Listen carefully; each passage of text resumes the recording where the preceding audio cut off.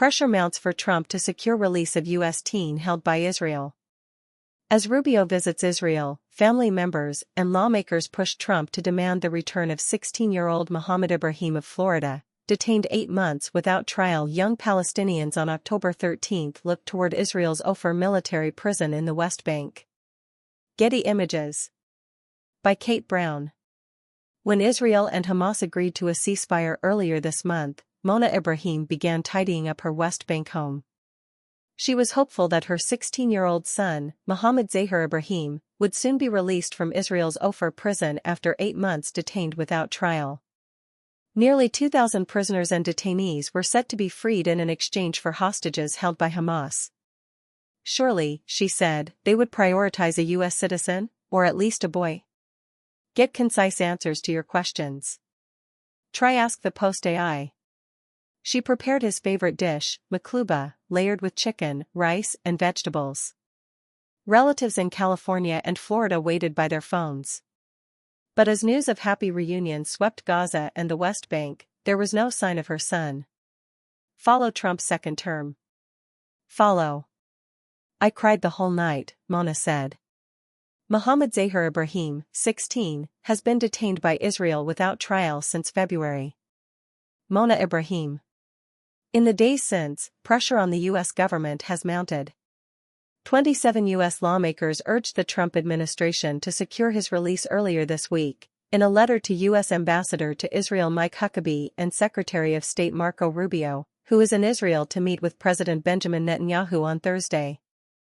On arrival, Rubio told reporters that the White House did not support Israeli moves toward annexation of the West Bank, echoing earlier remarks by Vice President J.D. Vance. Mohammed has been detained by the Israeli military since February, when a group of soldiers raided his family's home in the West Bank town of Al-Mazra'e ash-Sharqiyya. He was charged with throwing rocks at Israeli vehicles. He denied the charges and has been in prison awaiting a court date ever since. Mohammed was one of 360 children in Israel's military prison system as of June 30, according to Defense for Children International Palestine, DCIP, a children's rights organization in the West Bank. Mohammed is the only American child among them, said Idabu Iktesh, the group's accountability program director. The Israel Prison Service declined to comment on the case. AI icon. We do not provide information about inmates, said Chan Abraham, a spokesman for the prison service. The Ibrahim family is not in contact with Mohammed, who celebrated his 16th birthday in prison. Relatives communicated with him once, in an exchange of letters facilitated by the U.S. Embassy, Mona said. I want to see a video, anything, to see if my son is really alive. U.S. Embassy officials in Jerusalem told the family that Mohammed has lost a quarter of his body weight. Mona said a former prisoner emerged with a message from her son, "Please tell my parents to hurry up and get me out." Senior U.S. officials, including Huckabee, told the Ibrahim family that they are pursuing avenues to secure Mohammed's release, the family and lawmakers said. The State Department said the agency is working with Israel on the case, but it declined to give details. The White House did not respond to queries as to whether it has raised Mohammed's detention with Israel. Israel's Foreign Affairs Ministry did not respond to a request for comment. For family members, the response has been insufficient. If you were the President of the United States and you see an American citizen imprisoned in an Israeli jail known for torture and starvation, what would you do? Mona said. Would you leave him for 8 months to suffer and do nothing about it? An Israeli settler outpost in the West Bank, north of Al-Mazra'e ash-Sharqiyya, the town where Mohammed's family lives. Nasser/AP. Mohammed had planned to spend the summer working in Tampa. His Palestinian parents, who grew up in Puerto Rico and Missouri, had moved from Florida to the West Bank so their children could learn Arabic, but they made frequent trips back. He had apprenticed at his cousin's ice cream shop in Tampa over winter break, said his eldest sister, Asma. Their top-selling flavor, Dubai chocolate, had gone viral, and he wanted to work. He's a little kid, but he was thinking for the future, she said. Mohammed returned to the West Bank to finish his sophomore year in January. Israeli settler violence has surged across the territory since October 7, 2023, roiling the hilltop community of Al-Mazra'e Ash-Sharqiya, where the majority of residents have U.S. citizenship. For years, the village had been spared. But settlers and Israeli soldiers have used the brutality of Hamas's October 7 attack to justify an expanding campaign of violence, a local mayor said. On February 16, the family awoke to Israeli soldiers outside. The bang on the door was so hard we thought they were gonna break it, Mona said. They blindfolded and arrested her son. I begged them not to hit my kid, she said. That was the last day I saw him. Mohammed was taken to an Israeli military facility for questioning. Interrogation footage obtained by the Washington Post shows the boy sitting in a high-backed office chair, blindfold loosened around his neck, rocking back and forth as an interrogator asks repeatedly if he had thrown rocks at cars.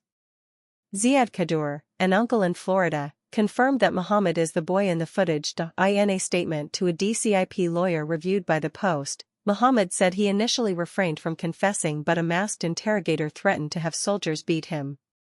Out of sheer fear, I ultimately confessed, he said. Court documents show that Mohammed was charged with twice throwing rocks at Israeli vehicles. Evidence to back the charges has not been presented in court. The Israel Defense Forces, which has military jurisdiction over the occupied West Bank, declined to comment on the case. Iqtash said that half of Palestinian child prisoners are accused of throwing stones, an offense that can carry a 20-year prison sentence, although it's uncommon for children to receive the maximum penalty. Mohammed was transferred to Megiddo Prison on March 10. Icon. The maximum security facility is one of Israel's most notorious detention centers. Former inmates, lawyers, and Israeli rights groups report that harsh conditions have become worse since October 7, 2023. Former detainees say torture and abuse are commonplace. Contagious conditions including scabies have ravaged overcrowded cells, according to affidavits obtained by Haaretz. After October 7, Israel's National Security Minister, Itamar Ben-Gvir, said he had asked the prison service to reduce conditions to the minimum required by law. 2 weeks after Mohammed arrived, a 17-year-old inmate collapsed in the prison yard and died. An autopsy report reviewed by DCIP revealed signs of blunt trauma, body wasting and scabies rashes on the inmate's legs. Mohammed's family members said they feared for his life. Bigger guys felt pity for my son and his friend, Mona said, after speaking with a prisoner released from Megiddo. They started giving them 2 spoons of their food so they wouldn't die. While Mohammed sat in prison, his cousin Saifullah Kamel Musalat, 20, took a break from scooping ice cream in Tampa and returned to Al-Mazra'e Ash-Sharqiya hoping to find a bride. Many diasporic couples meet in the West Bank and then return to the United States, Mona said, much like she and Mohammed's father once did. Saifullah's marriage was not to be. He was beaten to death by Israeli settlers days after he arrived, according to local officials and residents. Mona said the family went into a state of depression. I don't want to go through this, she said, watching her sister grieve. May Allah forbid that my son will be next. Mourners attend a joint funeral for Saifullah Musalat and Mohammed al-Shalabi in Al-Mazra'e Ash-Sharqiya on July 13. Heidi Levine / for the Washington Post. Saifullah is one of at least 6 Americans killed in the West Bank by Israeli settlers or the Israel Defense Forces since October 7. His extended family met a flurry of U.S. lawmakers after his death, some of whom vowed to secure his cousin Mohammed's release. Senators Chris Van Hollen, Democrat Maryland, and Jeff Merkley, Democrat Oregon, sat down with a group of U.S. and Palestinian families during a trip to the Middle East in August.